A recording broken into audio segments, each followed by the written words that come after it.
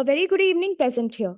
We're excited to host today's session of the TechForward Research Seminar Series, which is at an academia and industry conference around emerging technologies. This event brings together the industry leaders, researchers, innovators, and tech enthusiasts to exchange ideas, explore opportunities, and foster collaboration. Our focus today is on the intersection of computing, science, and healthcare, an area of profound significance in today's world. Advancements in AI and machine learning are revolutionizing the healthcare landscape, making it an opportune topic for discussion.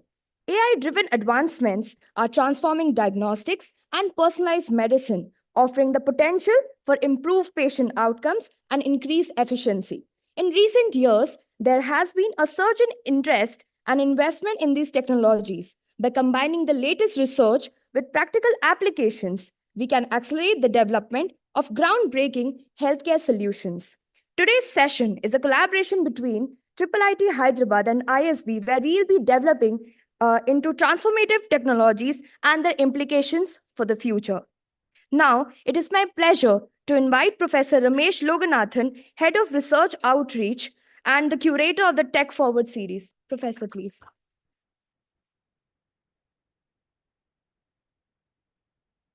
So good afternoon, good evening, and welcome to the second edition of the Tech Forward Research Seminar Series. I just take 1 or 2 minutes to introduce the series. The idea was that industry academia, the conversations are very, very few and far in between. ISB probably does more of it than most other institutions, especially on the science and engineering side. It's not very common at all. And so we wanted, Professor Junjunwala is our new chairman. He took over in September. And one of the things he wanted was to intensify these conversations. So he's been pushing for ideas. And so among few other things, we came up with this research seminar series. And we said, let's do it as a city ecosystem event. So we have a small steering council. Professor Bhagwan Chaudhary is part of the council. Alok from Goldman Sachs is part of the council. We have a 7-member steering council from industry, one from ISB, Professor Bhagwan from ISB, and MSR from T-Hub, and then 5 other leaders from Microsoft, Google. We have Goldman Sachs and Bosch, right? We also want engineering angle in it. And so it's a 7-member steering council that curates the whole series, the structure. We've been working on it for the last few months. So we had the first edition last month. It was AI on the Edge. It was hosted at Qualcomm. And we said it will be no fixed venue. We will just go few in academic institutions. Of course, only 3 institutions are part of it right now, IIIT, ISB, and IIT. But most of it will be in industry. So that was the idea. We'll host it. And looking at mid to senior level leaders from the industry and academicians to be at each of the editions. We'll pick contemporary topics there's current interest in industry and still actively in research. That was the idea. And so this month's edition, this edition's topic is healthcare, computing, science, and healthcare. Today, of course, that by default translates to AI and healthcare, but we're hoping it's a little broader than that. AI is, of course, the hottest thing in town right now. And so we said 2 talks every month. We'll have 1 research talk and 1 industry talk. 2 talks, go a little deep, so not have too many other discussions, just 2 talks, and then maybe a short Q&A. But that should trigger conversations at the end of the talk. That's the whole idea. So the networking is the 3rd talk, right? 2 talks and networking. So those are the 3 main agenda items for every edition. And so we say we'll have a curator for each edition. We'll have a seminar chair who will kind of curate the edition. And so this month we have Professor Sarang as the chair. He will introduce the session in just a little bit. And we said to trigger the conversations, while the seminar is good, and we may have some people in the room, but there may be many others that would have interest in the topic. So we said we'll capture that in a dispatch, Tech Forward dispatch, a compilation of 6 features. 2 from the talks, the seminar chair's note, and 2 or 3 other invited features on the same topic. And we will just push that to the mailing list, and hopefully that leaves something to kind of refer to, look at, maybe forward, and then and there are contacts, reach out to somebody. And so the hope is the success of the series, while yes, there is some knowledge sharing that will happen at the seminars, but the actual success will be measured in terms of the number of conversations and actual engagement that happen post the seminars. So we hope it happens. A lot of people, like I said, the steering council has invested a lot of time in this in terms of thinking through this, the whole series. Thank you to the whole council. Bhagwan and Alok are here today. And thanks to ISB for hosting this edition and the Max Institute, very appropriate base for this topic. So with that brief note, again, welcome to the series. And we're very happy that this is happening. And it's a collective cities initiative. We're just some of us in steering council helping anchor it. Otherwise, it's a cities collective effort. So thank you for being a part of it. And we'll now request Professor Sarang to kind of set the context on the theme for today and get the talks going.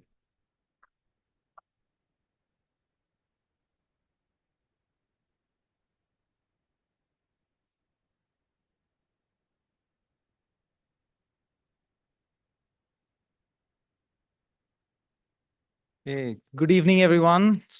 Welcome to ISB. Professor Ramesh has already talked about the TechForward series and the broader idea behind it. So I'll not repeat it. I'll just say it is very hard to have a dialogue between industry and academia. Okay, but it's not impossible. It's just difficult. And so once we understand each other's language, I think the ball gets rolling. What is this dialogue about? So, I tend to think of this as these dialogues can provide industry with early peek into new ideas, innovations that are happening in the academic world, and also provide academics with relevant and challenging problem statements that they can work on, right? That's sort of what comes to mind immediately. And it seems like a one-way street. It's like two lanes going in opposite direction. But I think it's much more nuanced than that, because in my experience, at times there is more cutting edge research going on in industry than the academic world that happens. And at times also academics with their fresh pair of eyes can provide solutions or identify problems that industry themselves cannot identify readily. So I think both can contribute to each other's role, although they are wearing a different hat. Before I go forward, just to get a sense of the audience here, which will help me and also help the speakers, how many of you identify yourself as coming from industry? Okay. How many of you are from academics? Okay, so I didn't see many people raising both hands. So, in case somewhere straddling. So I think it's half and half. For speakers, I'm giving this sense it's half and half. Now, there's a special question I have, which I think is pertinent only for healthcare subjects. So let me ask you this. Those who said they're from industry, how many are from healthcare industry? Healthcare industry. I think it's 10 people maybe. Okay. And how many are from industry but not from healthcare? Okay. I think it's important specifically for healthcare. So what I'm going to do is lay out maybe 4 or 5 observations that I have about the healthcare sector. I've worked in it for almost 2 decades now. And it is unique industry in many ways. It will also help set the stage for the speakers. Okay. So just very, very broad brush strokes of where healthcare is today, especially those who don't come from the healthcare sector. We've seen dramatic increases in life expectancy over the past century, right? All of us know this. India specifically at independence. What was the life expectancy of India? Average life expectancy at independence? Anyone? In 40s. Today we are close to 70 if you bar COVID. So that's dramatic increase, and that we've seen across many, many countries, right? But now we are reaching a plateau. And now healthcare costs are rising dramatically, and the life expectancy increases. We're not getting as much as we were getting earlier. And because we're going to talk about drug development later, we can take the example of oncology drugs. So some of the most recent oncology drugs that have been approved in developed markets, the incremental life expectancy of those drugs is a matter of weeks.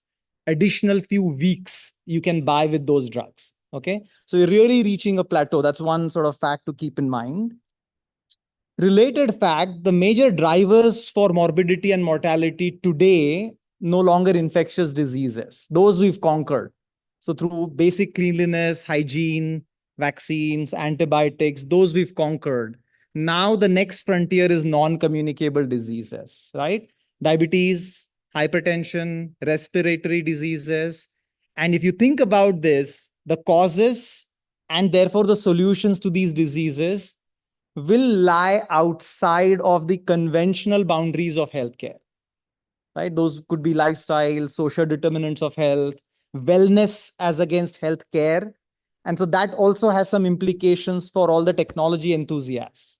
Which are your targets are going to be different depending on what the disease burden is. And here is the double whammy. Some of these diseases used to be called as the diseases of the rich. No longer the case.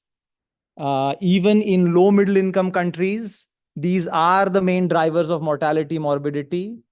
Among low middle income countries, the lower income segments of the population are also bearing the brunt of these diseases. Okay. So the conventional wisdom that we have that, oh, these are rich people, they will have money to take care of these diseases. These are lifelong, problems. No longer the case, which has policy implications, technology implications, etc., etc.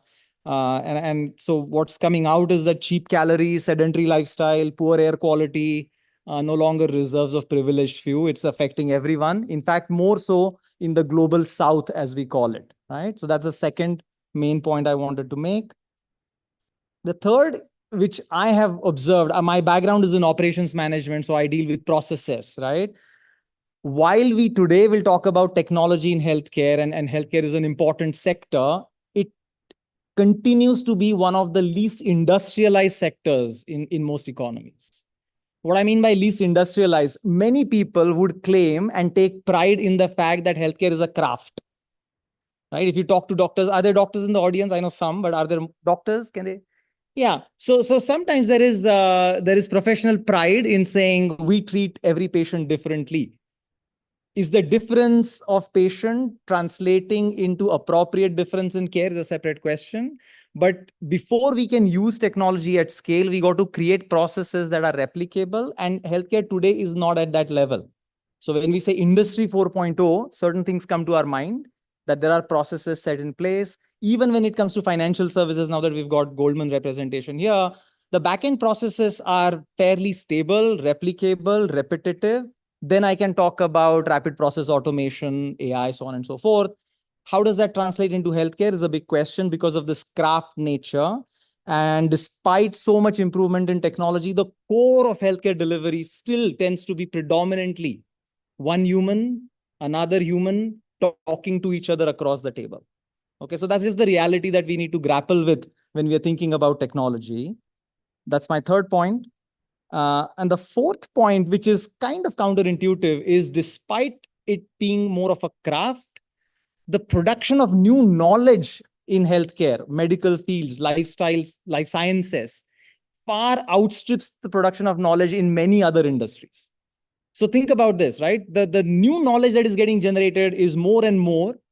The rate of generation of knowledge is far more than other industries. Yet the mechanism by which that knowledge is getting translated into actual service delivery tends to be relatively archaic. Okay, so that's sort of the broader context in which technology play will happen. And that's why I'm laying out these bigger issues. And the last one, so all of these factors are, in my mind, translating into leakage of value. Because today we are talking about technology, innovation, that's where the source of the value is. But that value will be eventually realized in that interaction between the provider and the patient. And in my mind, there are a lot of leakages that will happen over a certain value chain. And the two main drivers for leakage of that value, one at the back end is data. So if you think about technology as predominantly the engine of algorithms or models, that's where we're going to use, let's say, AI, the back end of that, which is data.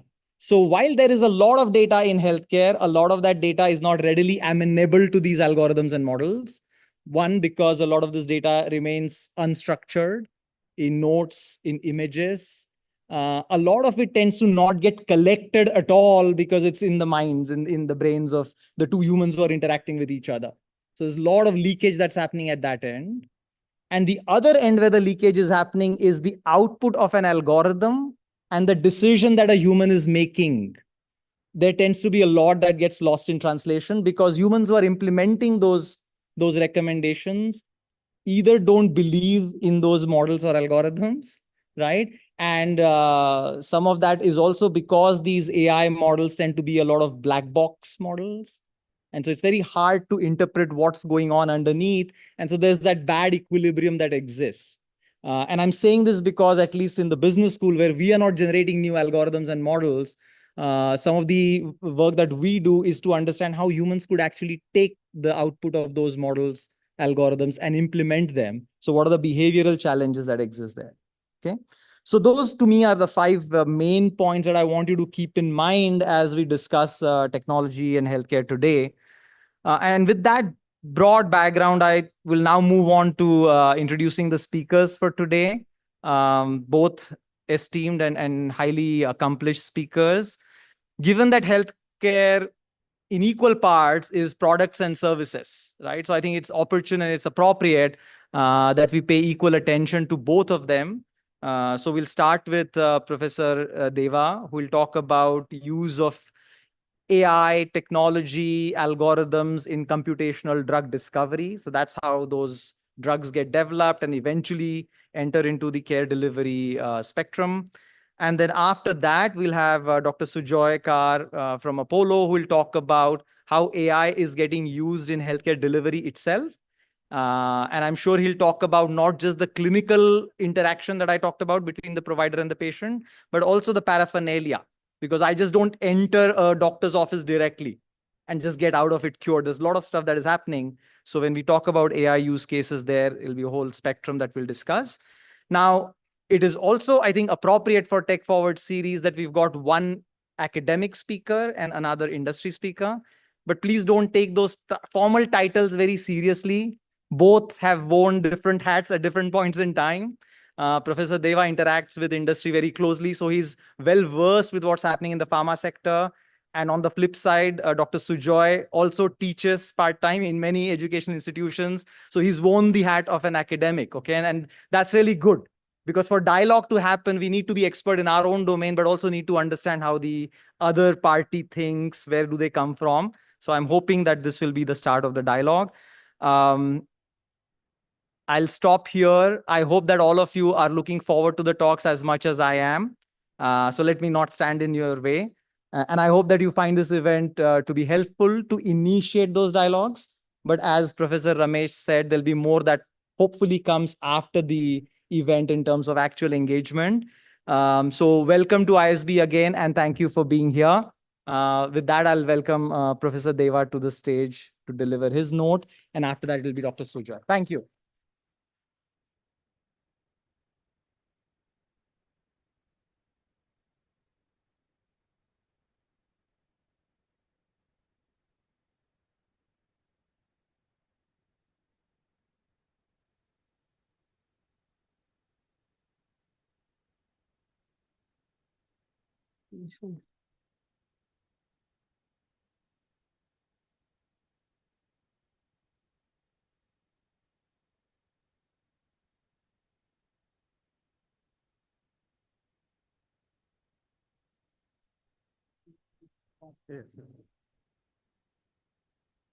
Right. So first of all, thank you, Sharang, for your nice note in the beginning. It helps set the context.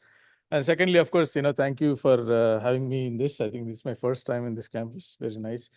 And also Ramesh for pushing me into this kind of stuff. But I kind of get a little bit uncomfortable. But thanks to Ramesh, I've been doing this few times in the last few years. Okay, so in the next 30 minutes, what I will try to do is to give some flavor of how the modern artificial intelligence is used in drug discovery. And before that, I will set a context in terms of what we mean by drug discovery and what is the role of computations in the drug discovery, and then give some case studies at the end in terms of how it is being used, right? Okay, so of course, I also noticed that several of you are from healthcare, industry or hospitals and so on. We work, as Sarang mentioned, we work in close collaboration with multiple hospitals and many industries. Many of my colleagues, Dr. Vinod, Judish, and Dr. Maitri, all of them are here. It'll be nice to have a conversation in terms of how we could work together in any areas of healthcare, not necessarily in drug discovery. All right, so this is my outline. I'm just gonna spend maybe 10 minutes in each of these. What I'm gonna do initially is to tell something that is already known for several decades now. I'm just going to talk about or just give you the story of one particular drug which I take here to be aspirin, and I'm going to use that to kind of tell or impress upon how the process of the discovery itself has evolved over different over time, right? And then second, quickly talk about the process itself, how it happens, and what is the role of computations, and finally the role of AI. All right, so this is aspirin, and I'm sure every one of us would have heard about this drug, and hence this example. And we also know that this is one of the most widely used drugs in the world, consuming about 100 billion pills or so every year, right? So, but this, let's just look at how this drug came into the market and how we started using it. So it is believed that some form of aspirin, of course, it did not have the name aspirin at that point, but some form of aspirin has been in use for 5,000 plus years, right? This is surprising, but this, at least we know that on record and written notes on using the, willow tree. I mean, the same tree that people use to make cricket bats these days, right? It's, the extract from willow tree is used for, inflammation, for example, right? So this is at least 2,500 years. This is really surprising, right?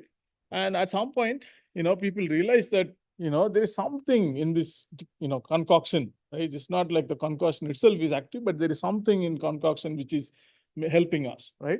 And that was found to be, salicylic acid, much, later 19th century.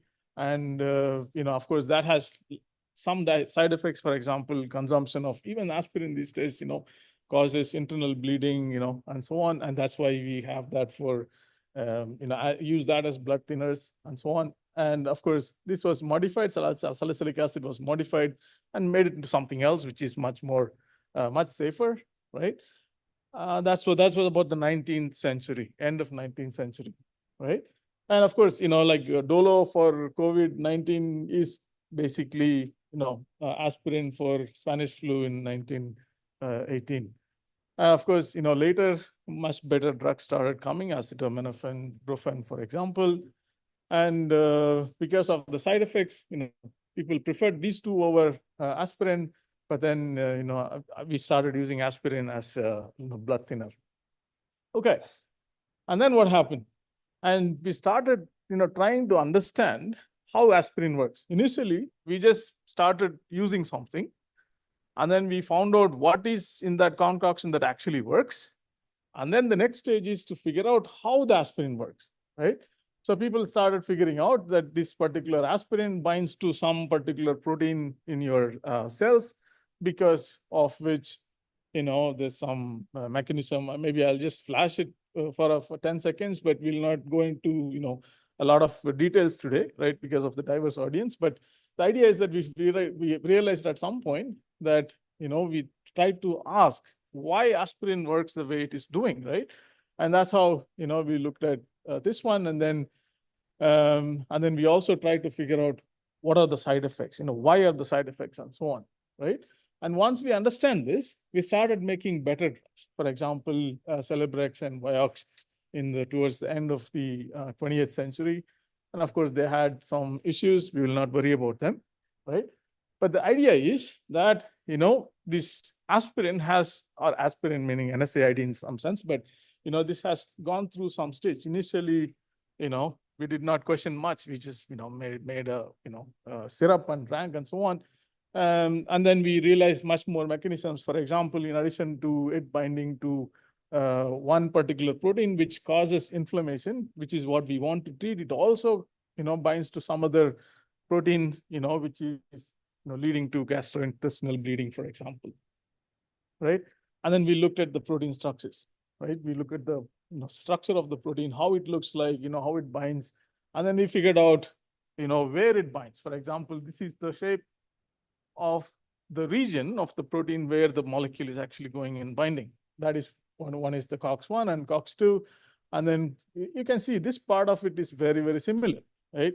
And then we figured out there's an extra, region that could be exploited to make it, to make drugs which are, specific to 1 and 2 separately, and that's how people started making.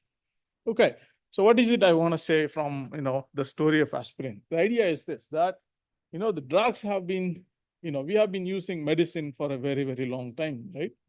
Thousands of years. So initially, until the, about the mid of 19th century, it's all empirical in the sense that, we did some experiments, it worked, and then we started using. And at some point, we started understanding the drug molecule itself, right? What is it, right? And later, we started understanding the mechanism. So what this also means that the area of the people who are involved. For example, in this stage, right, most of the industry or all of the industry that was producing drugs were the ones who were producing textile dyes because they were the ones dealing with chemicals, right? So, drugs or chemicals, so they started jumping in and then started making these drug molecules. But then, of course, what we see is that we started exploring, much wider and deeper, right? We started doing experiments at the organism level, tissue level, cellular level, and at the molecular level, right? And, but, one can ask, if things have advanced so much, right? If things have advanced and we have, like the science is evolved, much more today than even 20 years before and so on. But then the number of drugs that are coming to the market are still very, very, very minuscule, right? We can have a half-hour discussion on that, but we are not going to do that today. But the idea is this. This is how the drug discovery has evolved over years, right? In terms of the techniques we use, in terms of how detailed we go in terms of analysis, and so on. Okay. So this is a busy slide, but I'll go to the next slide, which is reasonably simple. But the idea of, these are, in some sense, if you have to fit everything in one, platform, right?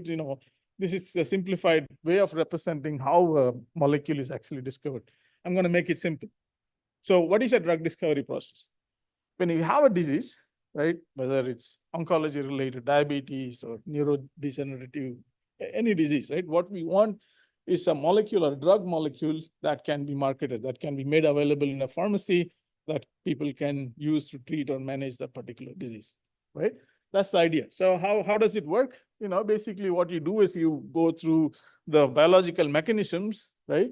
The pathways involved in that particular disease, whether it's an infection or, non-communicable diseases or anything. We understand the, the pathways and then try to find a target. Basically what I mean is that there are some things going on. It's a complicated network of things that are going on and you would like to stop, let's say, right? So you identify a target point at that, you target that, and then is it possible to stop? Can a small molecule help you stop that one, right? So once you have that, that's when the design happens in terms of what molecule can be used to bind to this target and hence stop those processes. And then, of course, once you have shown that it actually works and, in vitro, in vivo, at animal level, and then you do the clinical trials and if you're successful through this, it comes out as a marketable drug. Of course, the failure of this process is extremely high, right? So the rate of success is slow, and then of course the expense, of course, is very, very high. All right, so let's quickly look at what are the properties that a drug molecule should have, right? We are not talking about something specific, or we are not talking something about something that will apply to every drug that is there. Okay, so it's a general discussion on what happens when a drug, for example, if you take a paracetamol tablet, right? What really happens, right? Why are we doing it? I just would like to identify some properties which I should worry about when I'm doing the drug discovery. So this basically happens. Again, we'll not go into the details, but the idea is the molecule or the drug that is being taken in has to get absorbed from your digestive system because you're swallowing it to the circulatory system, and then it has to it has to be distributed by the heart after it is dissolved in the blood, and of course something happens in between. That's what we call drug action, and finally it has to be metabolized and it has to be excreted, right? So any drug molecules that we are talking about, a small molecule drugs, right? We are talking about these molecules having at least these 5 different properties, right? There are many. We are not going to worry about it today. What are those 5? One, it should act, it should actually work. And then when I take this, it should get absorbed, and then it should get distributed, it should be metabolized, and it should be excreted. Okay, so first about drug action. What do you mean by drug action, right? So that's the, the star that you had. So basically, when you have chosen a target, let's say a protein molecule, you would like to figure out which molecule can bind to it strongly, right? So how do we do it? So typically what we do is, at least the initial stages, we would start with a really large library of drug-like molecules, and then we evaluate one by one. So, this is where the role of computation comes. So what I'm trying to impress upon now is that this drug discovery process that we talked about, where we do multiple experiments at molecular level, cellular level, tissue level, organ level, and organism level, right? But what is the role of computations, right? So the role of the computations is somewhere in the initial stages where we try to not really identify drug molecules, but really to reject the bad ones, so that we have a short listed compounds that can be, evaluated using experiments. So what is typically done? We use some kind of physics-based method, right? So we take the protein target, and then we take the, drug, not a drug, any molecule in your library, and then you bind them like this, and then you figure out, are they binding at all or not, right? So for that, we use some kind of physics-based methods, and we use that to filter the bad ones away. That's basically what we do, right? But then in the last, 5 to 6 years, I should say, a little bit longer, not more than a decade, what people have tried to do is started using, different AI algorithms for different stages in the, drug discovery cycle. So for example, this I already showed, right? So when I say physics-based methods or some kind of, rules-based methods that we use in this cycle, this usually applies somewhere here.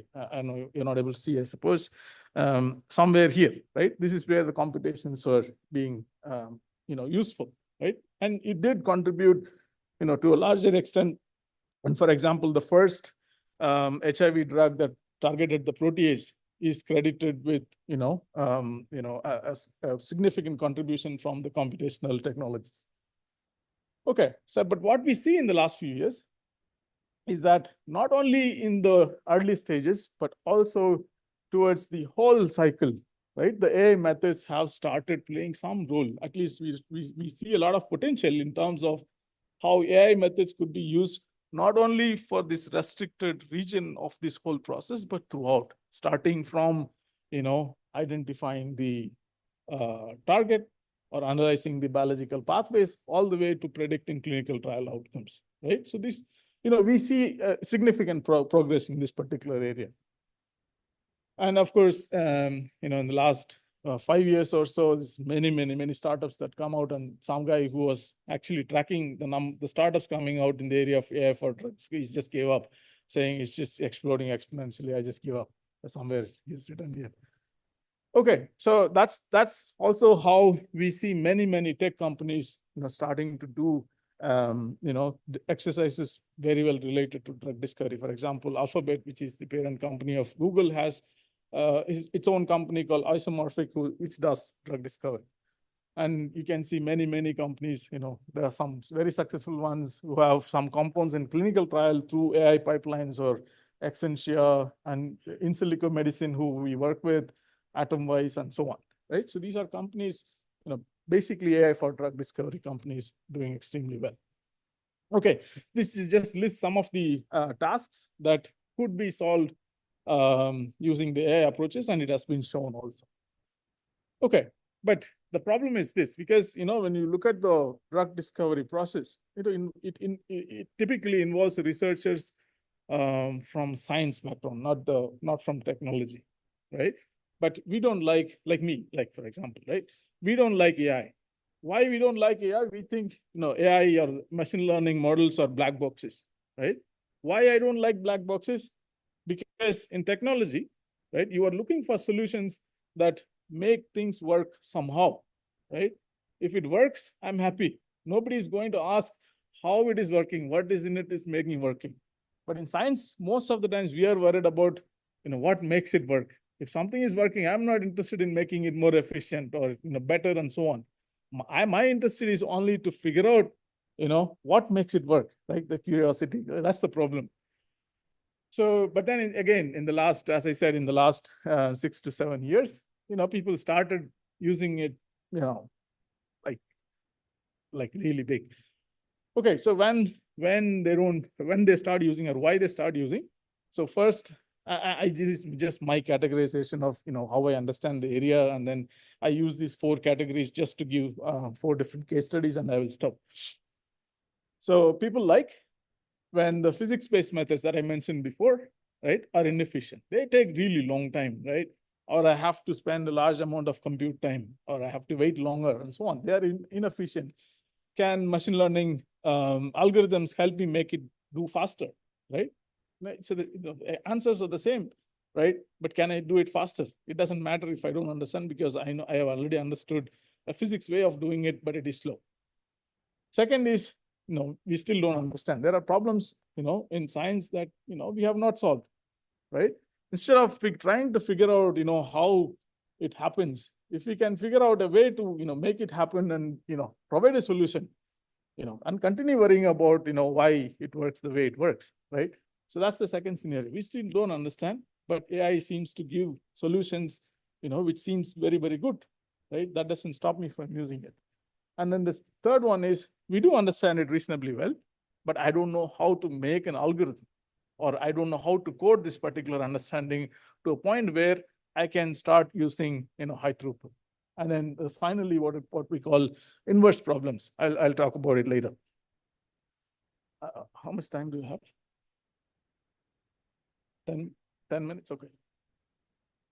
All right, so the first category, physics-based methods are inefficient, right? So, I'm taking some example. I'll try to keep the technical details down, but just to give some idea of how this happens. So let us, as I said, one of the exercises in the early stages of drug discovery is take a large, drug-like molecule database, and then you screen them. So what do you mean by screen them? Let's say I have this particular library, right? My job is to figure out what are the top ones. What do you mean by top ones? We discussed, I showed about 5 different properties, right? With respect to those 5 different properties, which are all better for a given disease, let us say, right? That's basically what is given in this box. Traditionally, what I should be doing, what I will take is, I'll take this library, take one by one, subject to some process, and then rank them in a certain order based on the quantities that I'm interested in, and then pick the top 10 or 100 or 1,000 or whatever that I'm looking for. That's how I would do it, right? That's what anybody should do it. So now in this case, we have a machine learning model to make it more efficient. It's exactly the same thing. The exercise is the same thing. Again, please don't worry about the technical details. But the idea is that I have a library, I have a certain condition coming from there, and I would like to choose the top hits. That's the exercise, right? So now what we do is we do some kind of machine learning. In this case, what we do is, we don't, in this case, we start with 0 data. That means I have no data to train with, right? But then you start your evaluations with very small amount of data explicitly generated, and then you try to kind of acquire more compounds which are actually more useful for that particular disease than not. And then basically you keep doing that and return the top ones. So that's basically, what I call you invest less and, reap a large benefit. So basically, traditional way of doing things, if I spend 6% of my effort, I would get 6% returns. That's equivalent to 0.6 here. I get 6% returns. So, this particular method where I said, I try to, some kind of way of picking the molecules, not, systematically or randomly, but, based on certain features and stuff. You can see just by spending the same 6%, I, go up to at least 90%. Okay. Second category of problem, we don't understand the physics set, or we don't understand how it works. I'm sure, quite at least half of you must have heard, which is the protein folding problem, right? As I said, one of the most common targets for any disease are proteins, right? You're designing small molecules which will go and bind to these proteins, okay? But then getting the structure of the proteins is not so easy, right? We have a very small percentage of structures, or we have structures of very small percentage of proteins compared to all of them that exist. And this, of course, again, comes from a technology company called DeepMind. Basically, they solved, I wouldn't say they solved it, but they did very, very significant progress in terms of predicting the structure given only the sequence, right? The sequence basically is that you tell what amino acids are part of in that protein, and then it gives this kind of nice, beautiful structures. What do you have? What do you see? Or the blue one is the predicted by the AlphaFold or the ML model, and the green one or the ground truth or the experimental numbers. Of course, this just compares the performance of some of these algorithms. And the third category, we understand, right? I hope you remember the 4 categories I spoke about. The third one is we understand reasonably well, but I don't know how to make it into a certain set of rules that can be programmed. A simple example is, again, a common problem in drug discovery exercises is to make compounds in lab. For example, if some person who is doing the design comes to the experimental guy and says, oh, this compound may be good. Let's say this compound may be good, right? So immediately what an organic chemist who would actually be making the small molecule is to figure out how to make it, starting from the chemicals that you can buy off the shelf, right? So he would write something like this. Again, please don't worry about the details. It doesn't matter. I don't even know what is there actually. So basically he would write something like this, where I say that, okay, you buy the first one, you buy this, and then you do certain transformations, and finally you will get it, right? So the expert knows exactly what to do. That what is the task? The task is to make that, right? What is the process? The process is I go to an expert and he comes up with this particular solution saying, okay, this is what you have to buy, and these are the steps you have to follow, and you will get that, right? How do I code this now? Because I have, hundreds of thousands of such schemes, right? Given any molecule, right? How do I come up with this particular sequence?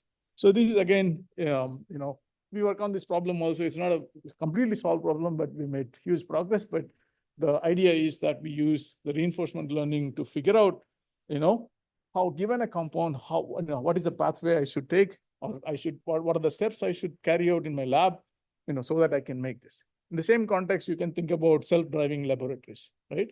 I only tell the laboratory saying, okay, I want some compounds which could possibly be drug or the ligand or good candidates for a certain disease. That's the only instruction I give to the lab. Now, can the lab take over now and then do everything that needs to be done?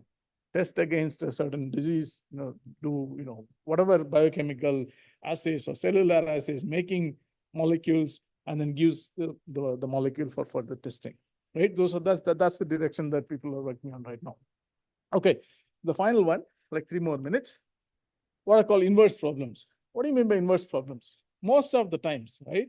Whether it is in drug discovery exercises or any experiments that we do, not only in a laboratory and outside anywhere, right? So most of the times what we do is we start from a molecule or a compound and then ask, what is its property? Like we talked about drug action or absorption and so on, right? I start from a molecule and then say, can it get absorbed, right? Can it get distributed? That's the question I ask. So, the other way to ask, or most, more logical way to ask is this. I know exactly what I want. I want a molecule that can get absorbed. I want a molecule that should get metabolized, should act, should get excreted, and so on. Can this go as an input to a method or a model? And then the model gives me the molecules in return, right? So that's basically inverse problems, and physics-based methods. You cannot use physics-based methods to handle this kind of questions, right? So the only way is to use the so it's like asking question like I want to make a pizza. What are the steps I should go through? Versus saying I don't know anything about pizza. I am saying, okay, I'm going to do this step, these steps, and then will I get a pizza back, right? At the end of the exercise, will I get pizza? Obviously not, right? Especially when I don't know anything about pizza. It's the same thing. Okay. I should not go into the details, but we use different algorithms for this particular exercise in terms of generating new molecules. Basically, the Gen AI that we talk about, whether it's ChatGPT or any of the generative AI we talk about, right? So maybe I'll give a simple example. All right, so let's take this one. Again, don't what is plotted here are some properties. Okay, we'll not worry about what those properties are. I only say what I need. What do I need? I want this algorithm to generate new molecules which lie in this region. That means, between the two blue lines, right? In addition to that, I want molecules which have the minimum value corresponding to this, right? So now can I ask the Gen AI to generate molecules that compresses this distribution to the middle and that one towards the left, right? So that's basically what happens. Now, the AI learns, in terms of what I want in terms of the properties, and then it starts generating new molecules. And of course, that what I showed is a simple example, but you can also extend it to, complex exercises. And then, of course, we have also used the GPT architecture to generate new molecules with specific properties of interest. And then we can also show that it can generate molecules. This, for example, the molecules that are shown here, this is generated by a Gen AI algorithm that actually, fits into a given protein, to make it, strong binding and so on. Okay, so I hope I was just able to give some idea or just the flavor of what we mean by drug discovery process and how computations play a role, and possibly AI is making some inroads into making this process more efficient. Right. So with that, thank you very much. Thanks again for. Yeah. Okay. All right. Thanks.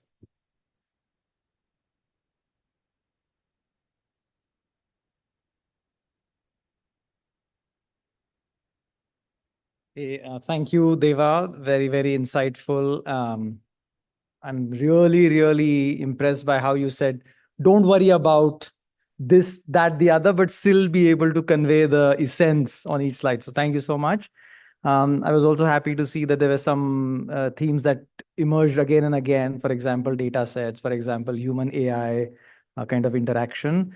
With that, now let's make a huge leap from drug discovery to delivery of care, where drug will be one part, but there will be a lot of other things going on. So Dr. Sujoy, please come on the stage. I don't claim to know how this works, so I'll let the experts handle it.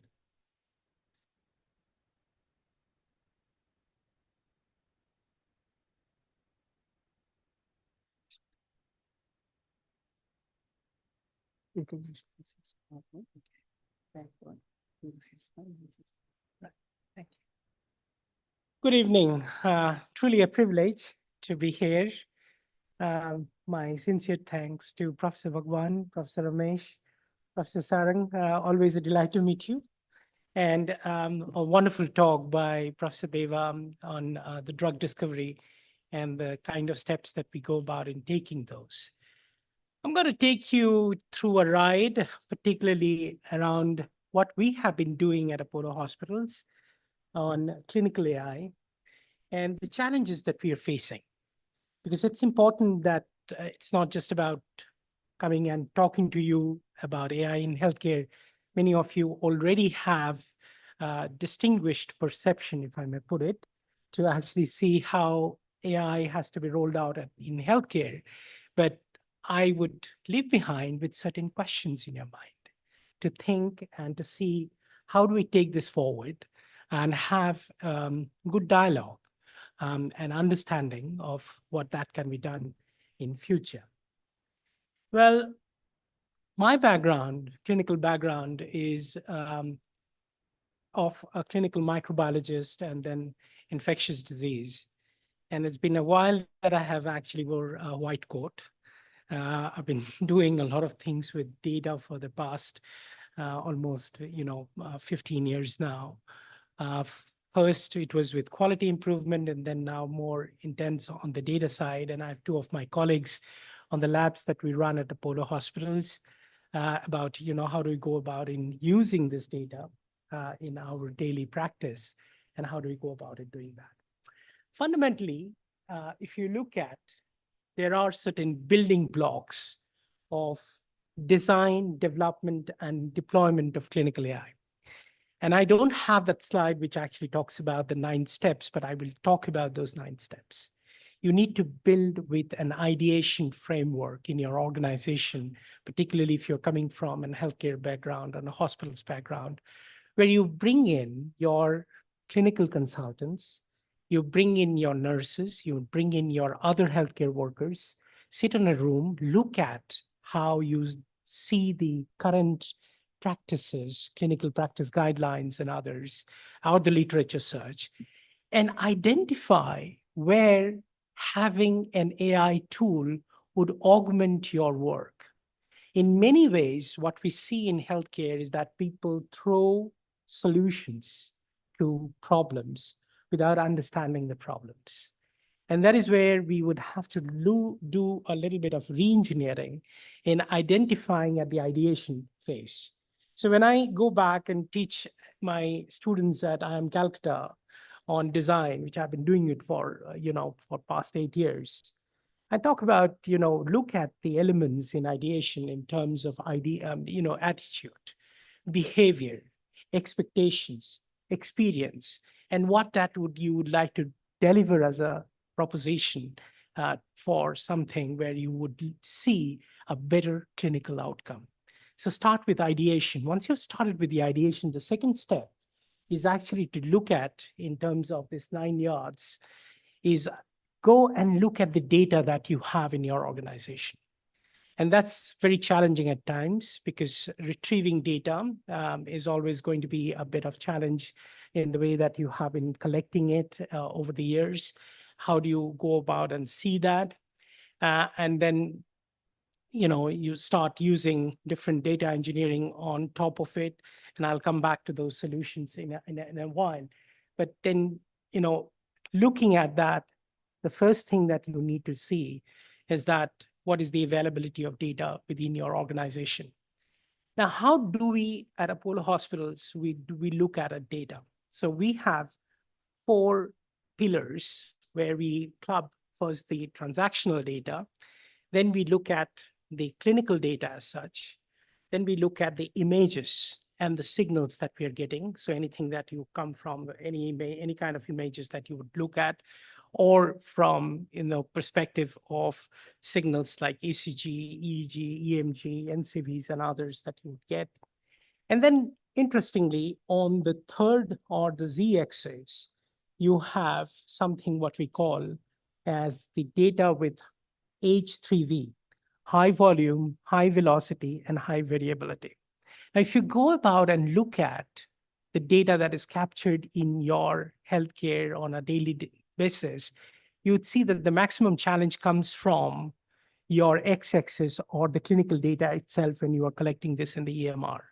Because images are electronically captured. All you have to see how they are stored and processed, retrieved, and worked on it. On the high velocity volume and variable data, whether it is a genomic data or a video or others, you need to identify and see how you are capturing, storing, retrieving, and where you are storing in that perspective. And Professor Sarang stated in one of his 5 problems, and I'll take each one of your 5 problems to answer that. And he said, many organizations lose those data because they don't know what to do with it. They don't know where to store this. Imagine the videos that you get from your robotic surgeries or from your coronary angiography labs or cath labs. What do you do with that? They are electronically captured, but possibly you lose them over a period of time. And those repositories are now beginning to bring in a lot of ways by which there are insights to this and insights about your own practice. The third step is about going to your ethics committees. Because, don't take it granted that because you have an idea and you have data, you are able to go out and do whatever you want to do with. You cannot. So you would possibly have to go to your ethics committees because you are looking at retrospective data or even prospective use of algorithms. You would have to go and take an approval from the ethics committees about your intent of research. And in many cases, this is developing at this point of time. you would have to look at the consenting process, and I'll come into the consenting process in a while, as to why you require consenting process about data and data use. Because, the primary purpose of a patient when he or she comes to an hospital is to get treated, is to get diagnosed for disease.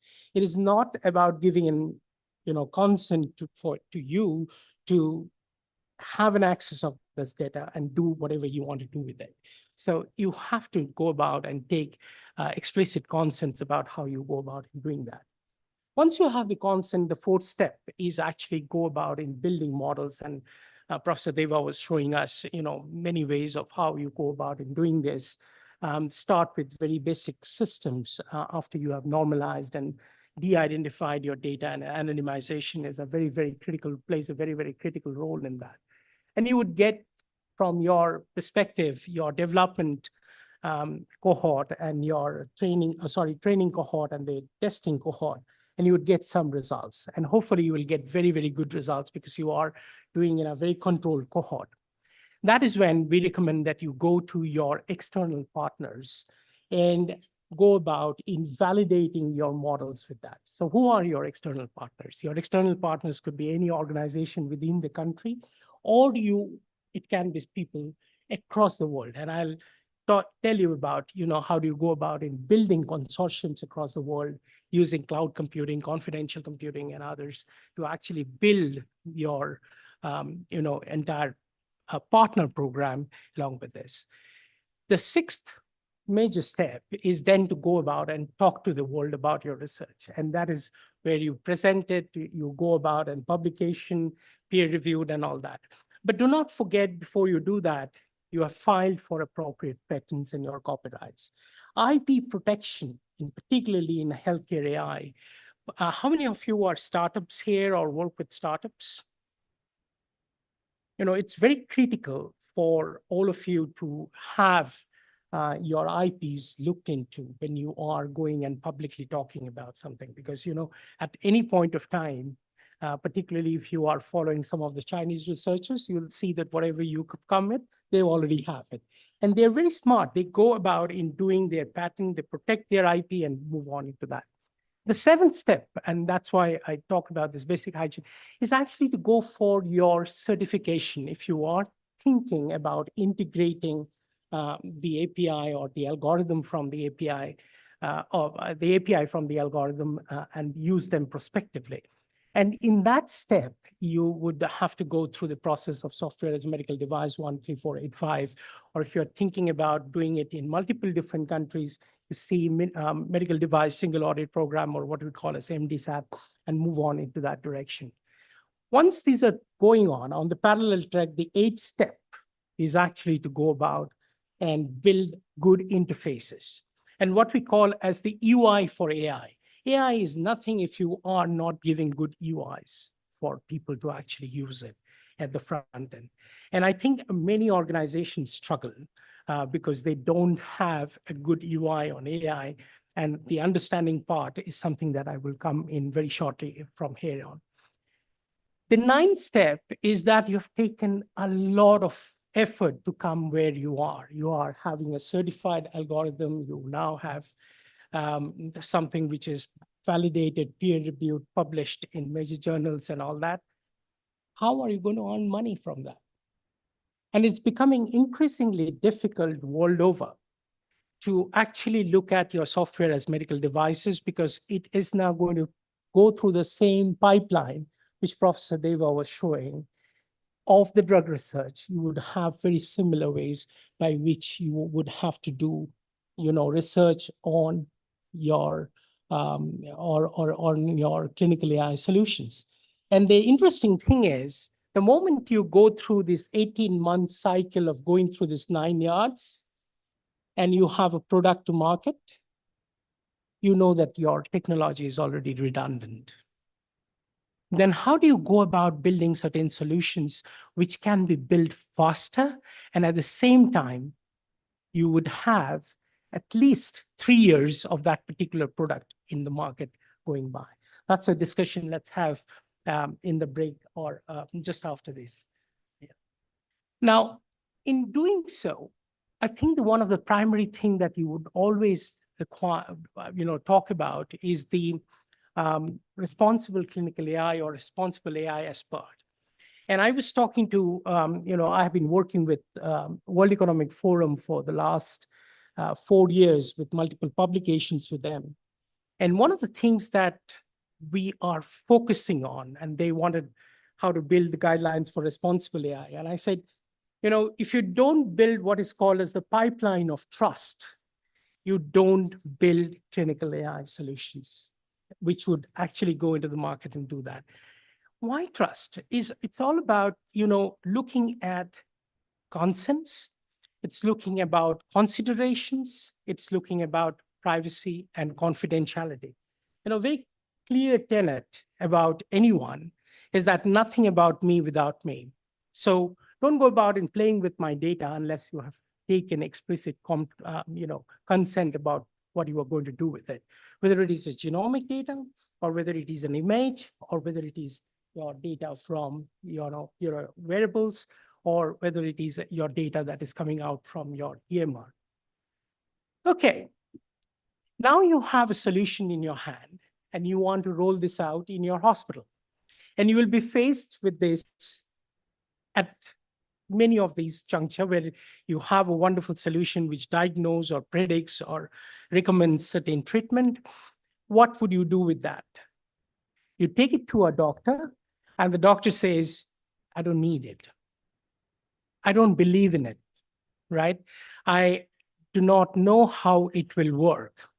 And we are seeing this on a regular basis, even on the best products that we have been able to build or validate it across the world.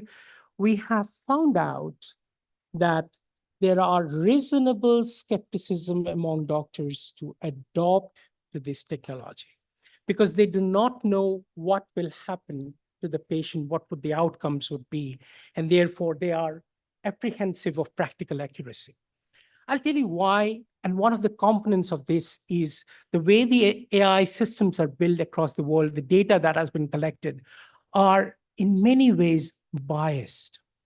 Biased because of temporal perspective, biased because of geographical perspective, biased because of which machines you have used while taking those data. So ECGs from one machine versus ECGs of the other machine at the same time for the same patient may give you varying results. Which one to take? Which one to accept? And then when you go about in taking your models across the world, how do you go about in looking at ethnic variations or geographical variations? And how do you bring into that? Well, we found out ways. Some of them are, what we call as the equalized odds or, some ways to actually see how you can tally this between different groups and build models into that works. But, it is always important that you begin the conversation at the doctor's chamber and see what that you can bring along with that. I want to now bring in the aspects of generative AI. And we see some wonderful products in generative AI in something like voice to text, text to generation of voice and bringing conversational AI. I would like to invite all of you to see one of the things that we built at Apollo is that Apollo 24/7 platform where you go about and looking at the symptom checker. And Professor Sarang was talking about human-to-human interactions when they were doing it physically. We're seeing now more of these in a virtual environment as well. And just to give you some figures, 25% of our usage of these virtual consults, or even for that matter, going into the symptom checker, starts at 9 p.m. at night and ends at 6 a.m. in the morning. So there are people who are seeking care, who knows that they will not be able to go and see a doctor at that point of time, are seeking virtual care between that time. And go about and look at that. That's one of the symptom checker and CDSS that we have built on the top of it and looked at it. So we've been working on natural language processing and with the data for the past few years on the generative AI. So what we do with the data? So before that, I've given you the three-dimensional model of the data maturity in terms of x-axis in the EMR, y being your the images data, and the z being your high velocity, high volume, high variable data, including the genomics and others. On that, you would have now longitudinal patients records and bring in the time as your fourth dimension. And on the time with the fourth dimension, and along with that, the outcomes data, you can now build anything that you want to build on non-communicable disease, looking at the pathway of the diseases, looking at the velocity of deterioration, because these velocities are not as fast. It's not like the infectious disease where in a sepsis, a patient deteriorates over a period of 24 hours. It is something that would be there over 24 weeks or 24 months, or could be in 24 years. How do you then identify the velocity of those diseases and then put them into algorithms perspective in that way? And when you begin to look at the different interactions of patients at the hospital with their limited outcomes that they come at each one of these pathway, you build a stack of data set that are there for a particular disease condition, that are there for particular specialty, and then start looking at cross-sectionally on them and say, I want to very specifically focus on a lab marker like NT-proBNP for heart failure. I want to look at a specific medication for that particular things and see how this medication would work. Or I just want to see for the same heart failure, what has been the 2D echocardiography results and the ejection fractions of the patient, or the genomics, which would actually accentuate a particular person's heart failure, whether it is reduced heart failure or heart failure with reduced ejection fractions and all that. Now, to do all of these, there are certain steps which you need to take from a generative AI perspective if you're building one. First, look at your anonymization protocols in your organization. How do you go about in de-identifying your data? The next thing that you need to look at is named entity recognition. You were showing as the K-means clustering and others. We now have a technology called DISCAN, where you can run a named entity recognition or a particular node in a large data set of about close to 1 trillion data points in a graph. And in our labs, we are just about starting on the work on that. We already had an NER program, but we are now building this with more on DISCANs and systems like this. Now, if you've identified a node, you would like to see a node just like the lady had coughed. You put her on a cough and see what is the relation between cough and fever with pneumonia in the same graph. And what is the relationship with that, with pneumonia, with increased WBC count and consolidation in the chest X-ray. In that 1 trillion database, you possibly are going to find all of them, and you are going to link them and what we call as the process of disambiguation. Once you have found the disambiguation, the next area that you need to look at is the sentiment analysis or the assertion.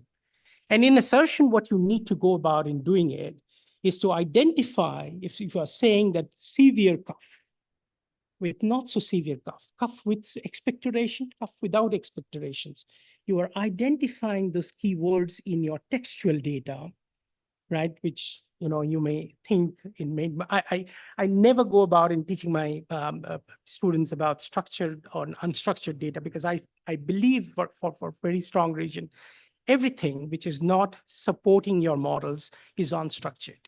So you have to go through your process of normalization. You have to go cleaning your data for the way that you would run the models on top of it. Now, once you have that particular thing, or pain, where you say somebody says severe pain and not so severe pain, how do you go about in looking at that? So we have found out ways to actually identify that, quantify this, and then put this into the nodes. Once you've got that, you can then do relation extractions and identify what is the coefficients between cough with pneumonia, pneumonia with consolidation, consolidation with your increase in WBC count. And add time factor to it, and 5 days with your antibiotic therapy, you're now beginning to look at what improved, how improved, and why improved. And you can ask questions to your data set about this, which is very specifically what you are talking in terms of question answers. We are seeing this more and more as we build these or help build. So we work both with Microsoft and Google in terms of curating and bringing in authoritative sources, particularly, some of their recent technologies like RAG, retrieval augmented generation, where you have to bring in curated and authoritative sources of data.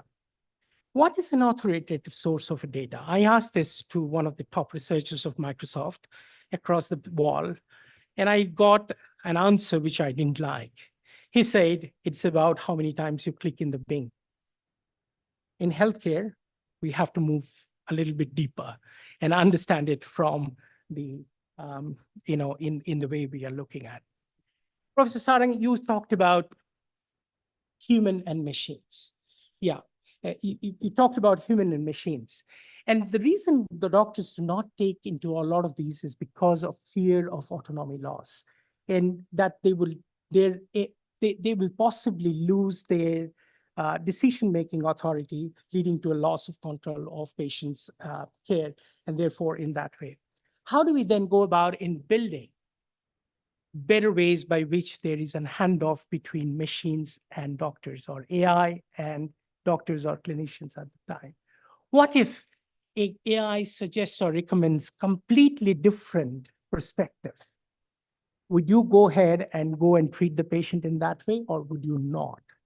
And what are those? So that's what we are studying in our research at this point of time, and use counterfactual theories to actually see, if you would have taken those decisions, what that would have come over a period of time. I want to go about it. This is something which we published a few, 15 months back. Happy to share this with you.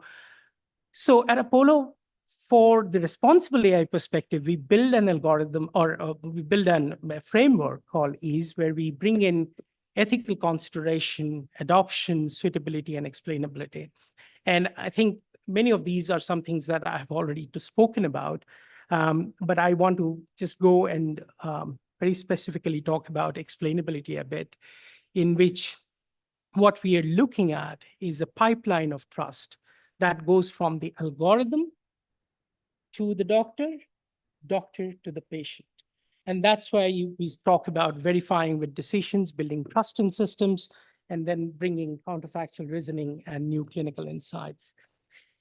I always talk about this pipeline of trust because this is foundational from the perspective of any structural changes that we're going to bring in regulation, workforce and roles, health systems and infrastructure, collaborations and model of care, educations and skill, and then, of course, economic business model that you are in. But in each of your organization, and nationally as well, or internationally, it is very important how do you go about in balancing between governance and innovation framework. We cannot stifle innovation, but we cannot run AI systems go berserk. And you have today something which your flights are stopped, your banks are not working, and your stock markets are getting crashed because there is no activity that is happening because of so small update that has just happened across one of the Microsoft vendors.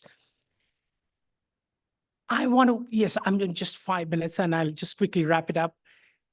What do you see when you integrate this to workflows?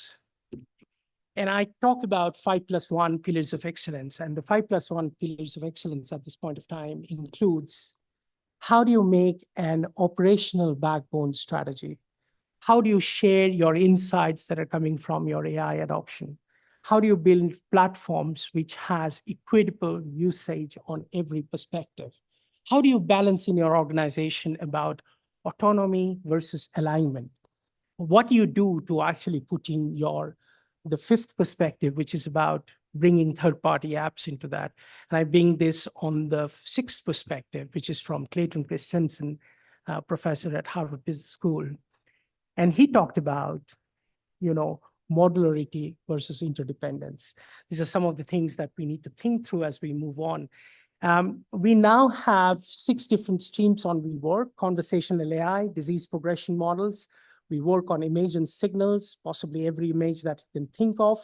We work on augmented pathways with AI. And then, of course, we work on throughput optimization and also on the work that we are doing on genomics. This is the work on disease progression models. We now have models for identifying cardiovascular diseases, liver fibrosis, which is now been taken up by Siemens, COPD, prediabetes, CKD, which is now going under the radar for the American Heart Association publication. And then, of course, we're working with Fitbit and others to actually also work on this same throughput optimization. And you talked about how do we go about enrolling this out in the hospital. And for us, it is very important to see capacity constraints, disutility of resources, flow optimization, flow dynamics, and all this. This is something from my classroom at IIT Kharagpur about, how do we go about in, putting operational dynamics, flow dynamics for a patient moving through different parts of the wards, and how do we go about in predicting which ward would have what. My last slide. To do all of this work, I talked about you need to build external consortiums. And external data consortiums are absolute essential for clinical AI, whether it is in design, development, or validations perspective. And these consortiums are very difficult to build. So we have now 32 consortiums that we are working with, including the big tech companies, engineering companies, and more than that, the hospitals, whether it is NHS hospitals of Cambridge or Leicester or Imperial College or Karolinska or Maastricht or Monash down south in Australia. We have been able to build those consortium with the standards of federated learning, confidential computing, and then learning whatever we could do in our setting and going and replicating it to others and seeing and fine tuning. My last slide about this is that the way forward is how do you go about in validating, calibrating, and curating your clinical AI for practical use on the ground. Thank you very much. Sorry, I took a little bit more.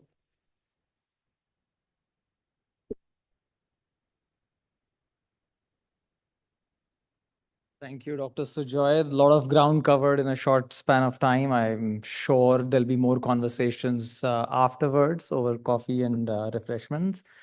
Can I ask Professor Deva to come on stage as well? Let's do a bit of Q&A. Yeah, a few quick questions, top of the mind thoughts, anything that's going to stop the world from running other than the Microsoft Surface. Let's not discuss that. Come.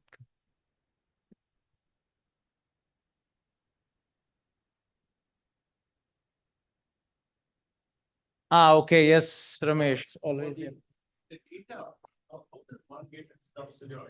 Yeah.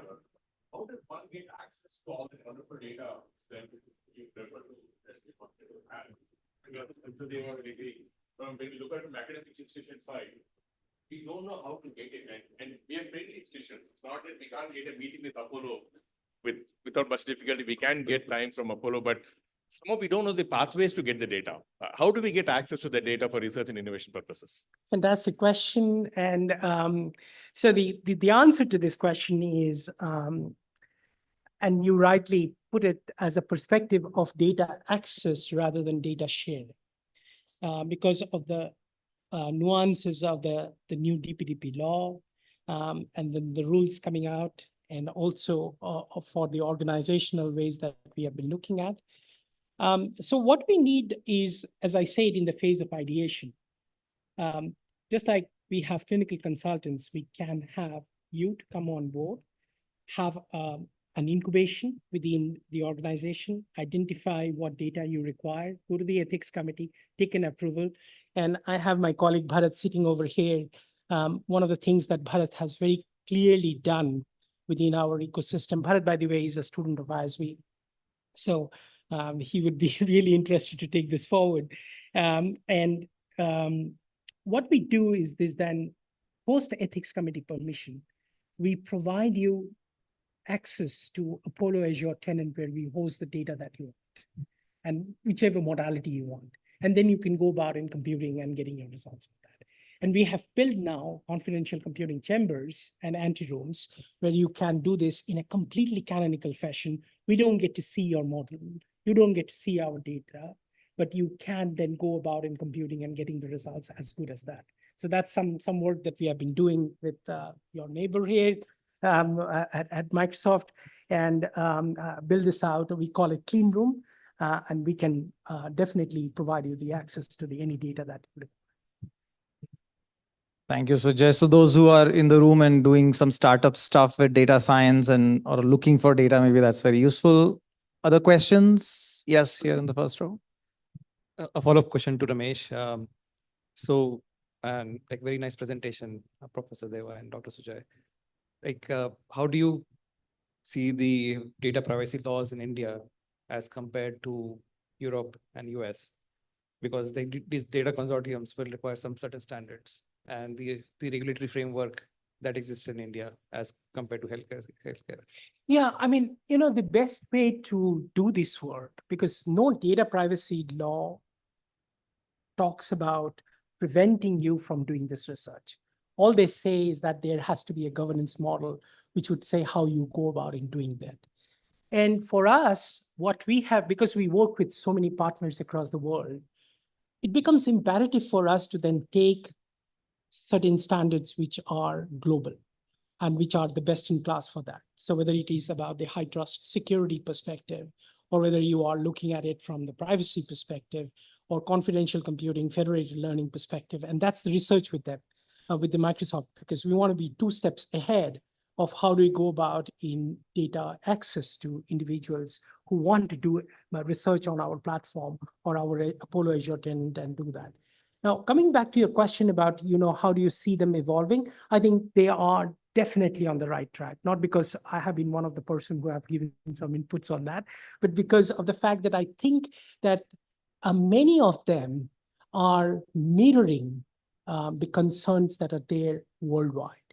And I think in a very subtle way, the Indian Act or DPDP Act captures that particular perspective, including, the laws about violations and all of that as well. But what would be very interesting is in coming weeks when the rules comes out, that's where you go into the brass tacks of it and say, what these laws actually mean. Yeah, lady in the back.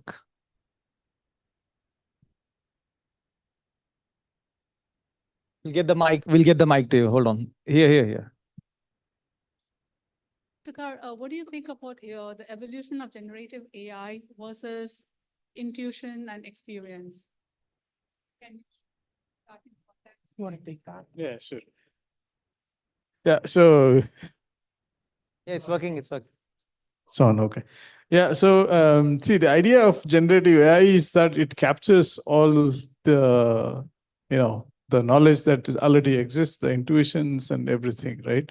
So that's the, the generative AI has to be good enough to capture all this, right? Of course, today, in many ways, the Gen AI is still, has problems, because of this, when we talk about NLP, we talk about hallucinations, for example, right? There are problems, but, the idea of generative AI is that it captures all of this, or we want it to capture all of this, but it's not there yet for sure. But yeah, if you remember what I showed in that slide, I talked about a little bit of curation and also doing it from an authoritative sources. It is very important that certain, particularly in healthcare and people reaching to those, whether it is an OpenAI or any of the other ones, people or MedGemini for that matter, people reaching out to them and asking for their healthcare solutions in a much more deeper depth way. And therefore, it is imperative that you have fantastic technology from the foundational model perspective. But everything you ask on a foundational model, but because the data it fetches from, all of these may be biased and may be absolutely rubbish in terms of what you see in contextual hallucination and all of that. So the approach that Google takes today is to say, okay, we do have the MedGemini. We have built it on so much of healthcare data, but we want to bring it to you in order to curate it and get it in a way so that we pass on the right information is the way forward. That's where it looks at your intuition and all of that. There's another conversation that we can have about how do you go about and put this in the terms of clinical pathways, but that's offline. Okay, I think gentleman in white shirt and then the black shirt, that order. Hi, I'm audible. Yeah. Thank you. Thank you for the nice presentation. The question I have is on the EMR side. So a lot of this data is available in the EMR, and we can do a lot of predictive analysis, like what we see in the West Hospital, like some EMRs like Cerner, Epic, what we know. But in India, where we are, like, what is a kind of a hindrance? Why don't we take this approach? Because that's really very good. And Apollo can actually lead, because you do have EMR, but I don't see the reporting perspective. Like, you have the historical data of the patient and you can do a lot of predictive analysis in EMR itself. Yeah, I mean, I would put this answer to what I answered here, because if you just get the access to the normalized curated data sets that we have, and we have quite considerable amount to build solutions, you would see the way we have looked at all of these components. And that's why we have moved now to a data maturity model. I don't know whether you know about OMOP or not. So moving from FHIR compliances or HL7 compliances, we are now moving to the OMOP standards, where we're looking at the outcome for a particular clinical conditions much more in a much more higher importance. And to actually see this, how that you can go about in doing this. Today, we work with University of Cambridge, MIT, we work with Imperial College, we work with Duke, we work with several institutions of the world at the moment. And the kind of response that we are getting on the EMR that we have at this point of time is that it gives you better models than what they have seen in Western or US hospitals for that matter. Sujoy, sorry, I just want to rephrase the question slightly to say, how far are we when I meet a doctor at Apollo for a consultation, and what the doctor does is augmented by the AI engines that use your EMR data? Oh, okay. Is that okay? Is that, yeah? That was my following up question. Thank you for predicting that in advance. So how far are we? Like, it's going to happen in 3 months, 1 year, 2 years? No. So there are several ways by which we are fetching the contemporary patient's clinical conditions, whether it is the labs, whether it is the previous discharge summaries, whether it is about the previous interactions or the prescriptions that the patient have had, and populate it in a way so that it is in front of the clinicians when he is making this decision. For all of these, you would have to understand that there is a maturity that goes on about what we are including at what point and which organization or which hospitals have it. We are in the process at this point of time, and I think by 6 months, you will see this ubiquitous within our systems at this time. But at least at that point of time, at the virtual consults, you can fetch any records you want to do. And in hospitals in Chennai, Bhubaneswar, and this week in Bangalore, possibly you can get it just as it like this. Thank you. Thanks. Thank you, Doctor. Gentleman here in the black shirt. Hello, can you hear me? Yeah. Hi, Dr. Sujoy, and thanks, Prof. Deva, for the amazing session. One question I have, that you mentioned, like, a lot of doctors may be apprehensive on practical accuracy of AI implementation, and that's a big challenge. Do you think like medical education also has a big role to play in this? Because like in medical colleges, it hasn't been taught, like, not anything about AI and data. And that's one of the reasons that doctors are apprehensive on adopting these. Absolutely. So then, like, that's a very, very good point. Skilling and training people about using AI in healthcare, training them and then understanding the implications of it, and how do you go about in interpreting some of these results are very, very crucial in a rightful adoption. And we have had this, you saw in one of our slides, we talked about 2 million API calls that we have had, 2 million people who have taken the AI risk-based course and the disease progression models. It didn't come easy. It took us 5 years to get here. So it had to be a continuous nudge, go sit with the doctor, put appropriate disclaimers, bring the appropriate CDSS tools to actually look at what they are thinking about it, and then go about in doing the rightful interpretation on that. So it's a continuous improvement or continuous education that you need, reskilling at times, and also looking at the way that they use and give them the feedback. Take the feedback from them and also give them the feedback about their use. Right. One more follow-up question. Can is, I, do in you the think interest of time, can I just add moderate and something? say follow-up questions afterwards? Can I if just that's quickly add something? Because I to- have 3 hands. Can I quickly add? Okay, Deva, you can add. So the skill, right? So, just as an information to who interested, we are actually floating a new course on the modern AI for clinicians in collaboration with the National Academy of Medical Sciences. We know this responsible for that. So that's meant for clinicians. Yeah. I really apologize, just in the interest of time. Because you've got the mic, go ahead. And after that, we've got the person in the back and then there. 2 next. Okay. So, Dr. Sujoy, one of the major challenges in any healthcare setup is making doctors use the structured data, right? Getting the coded information recorded. So, with advent of the GenAI, do you think it can play a bigger role? Keep making the doctors, let them express their natural thoughts, and in the back end, this information can be coded. Are you doing anything in that space? Yes, we do that. And before coming to this meeting, we were having a review of a pretty simplistic code that one of our engineers had built on a natural entity recognition about looking at the clinical terms and then taking them at the back end and codifying them and using them in an appropriate way. We built it and we've made it an open source. And till now, we have 780,000 people who have downloaded this. So this was downloaded 780,000 times, 7.8 lakhs in a span of 4 months. So we have that solution. Yes. Thank you. Okay. Yes. Yeah. Hi, I'm Khaja here. So I have a question with keeping confidential computing in focus.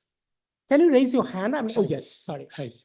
So keeping confidential computing into the focus, how data transparency can be implemented into healthcare?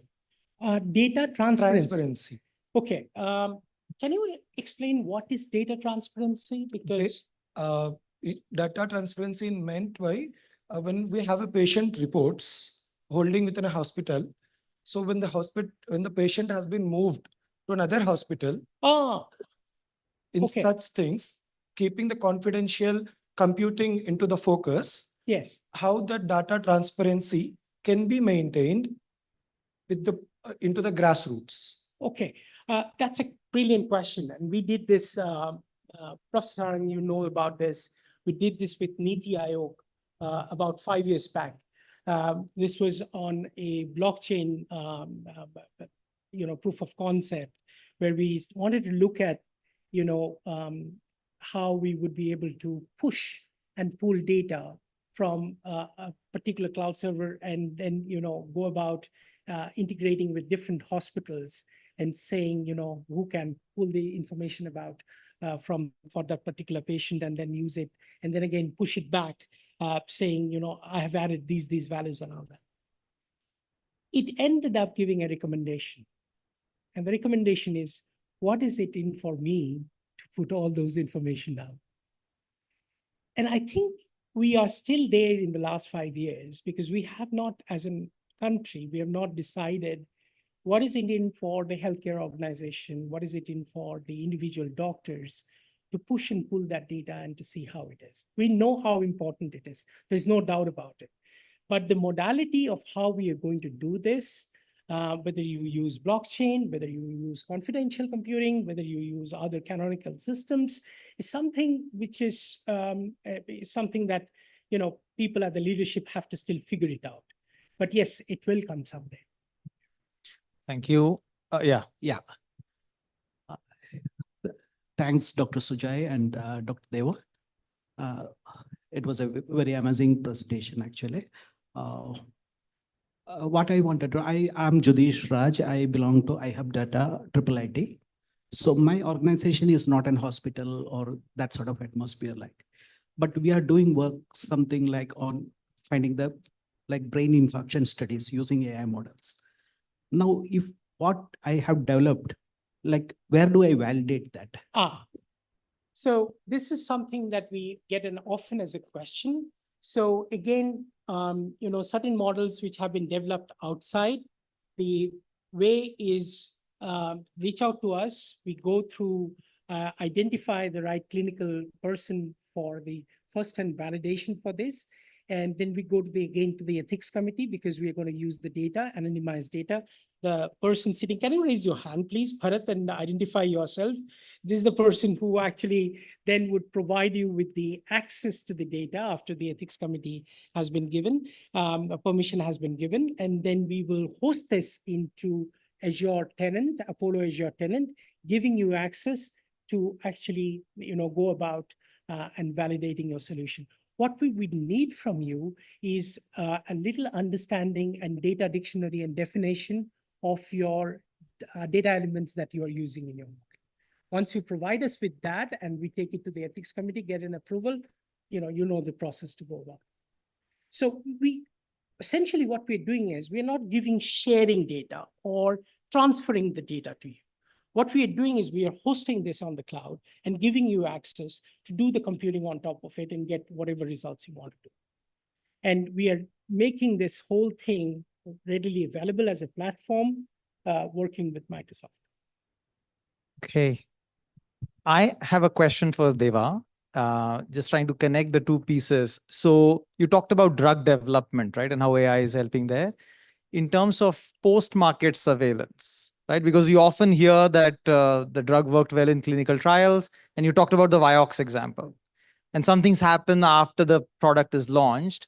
Is there anything that's happening in that space, either in direct surveillance using AI methods or using post-market surveillance data to inform drug design? And if nothing, then it's just a wild question I had, but we can talk about it. The second one, no.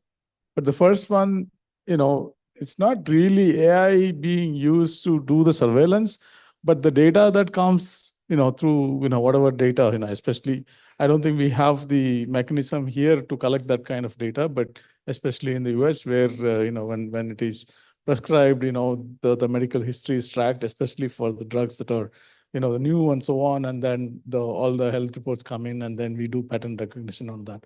That does happen, but I don't think there is any active example of showing that, you know, being used back to, you know, do further development. No. So Professor Sarang, if I can just include on this, the second answer can be yes on the data set that we are preparing with the, you know, the drugs that have been used and their outcomes. So we need to talk. Yeah, sure. Okay, fair. I mean, people have to report adverse events first, which is Yes. itself a problem, but yeah. All Yes. right. Okay, I don't see any hands up. So thank you for being a very active and participant crowd. Thank you so much. I will invite Professor Bhagwan. Yeah. Done? All right. So I'll hand it over to Ramesh and team to take over from here. Thank you. Thank you, Deva. Yeah, and thank you to our excellent speakers again, patiently answering all the questions. Thank you so much.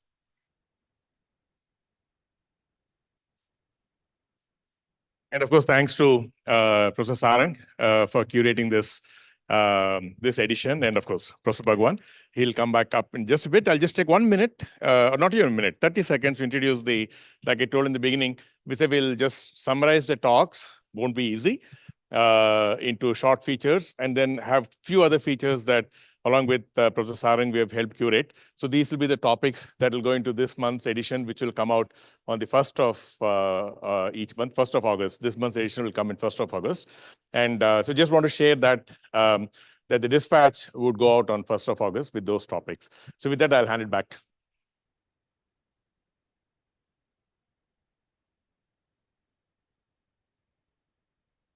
Thank you so much, Professor Ramesh. Now, as we are approaching to the end of this event, I'll call Professor Bhagwan Chaudhary, Professor of Finance and Faculty Director at iVenture at ISB. Prof.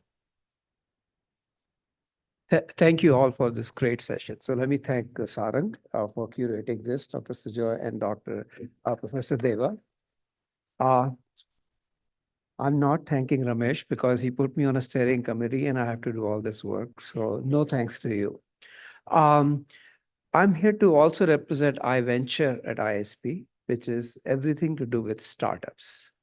So I'm going to invite you all for high tea on the atrium, where you will see a whole bunch of 12 or 13 of our startups in healthcare, part of this program called IIITH.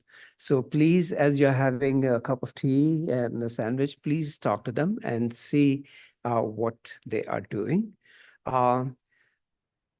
If you like to stay a little at a better drink at at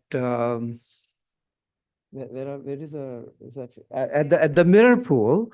We also have a dinner where we spent today inviting startups, hospitals, and investors together. People with ideas, people with money, and people with market access. So they spend the whole day talking to each other, and we have a reception where they are mingling with each other. So I'll invite all of you to be there and talk to all three of them together. The last thing I want to do is, many of you are scientists and doctors. You have many ideas, but all of them don't see the light of day in terms of commercials. We are starting a new program called iVenture Immersive, where we are taking first-time entrepreneurs. They'll spend 6 months on campus taking an idea and make it into a product. And if they are successful in creating an idea, at the end of 6 months, we are going to give them 40 lakhs to take that and actually build something from it. So if you know somebody who fits this program, ask them to apply. The program starts in October. The admissions are on.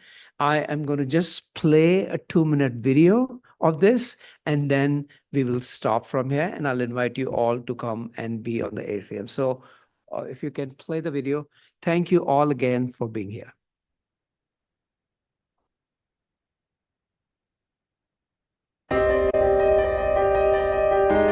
Over the years, the Indian School of Business has actively fostered entrepreneurship. We recently established iVenture at ISB, and that has energized our commitment to nurturing entrepreneurial talent. Today, India ranks as the 3rd largest startup ecosystem in the world and is experiencing unprecedented growth. Driven by Government of India's encouragement and support, a growing number of venture capitalists, and a rising culture of innovation, we are poised to disrupt the next wave of entrepreneurial innovation. As India's entrepreneurship landscape flourishes, we anticipate a surge of entrepreneurs. Women and men, young and old, from big and small cities, are starting up, creating jobs, and contributing to the economy. But starting up comes with its share of challenges and risks, and that's why ISB is stepping in. Introducing iVenture Immersive, a world-class entrepreneurship program where vision meets venture in an experiential, intense, transformative, 6-month full-time on-campus experience at ISB. Ivy is more than an incubator. It's more than a school. This is a safe place for first-time entrepreneurs to test their ideas and build a viable venture. This is not an MBA program. You don't need to take a CAT or a GMAT exam. You don't need to be a math genius or an English orator. You don't even need a college degree. All you need is a passion to excel and solve a problem with commitment and innovation. You need fire in the belly. Ivy will connect you to ISB's global alumni, 16,000 of them in 60 different countries. Top VCs, experienced founders, and esteemed faculty. We will delve into a curriculum that of course covers the basics: accounting, finance, marketing, negotiations, AI and data analysis, but will go way beyond the basics with real-world case studies taught by experienced practitioners. Our mission?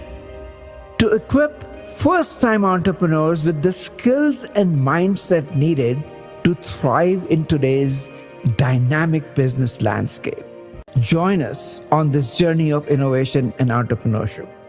The future of startups begins with Ivy, and ISB is proud to lead the way.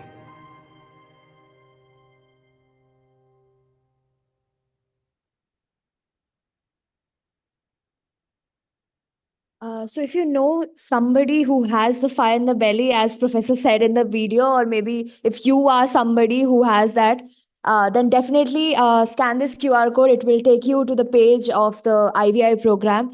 And yeah, that's something that should be shared. And yes, looking forward. Thank you so much, everyone.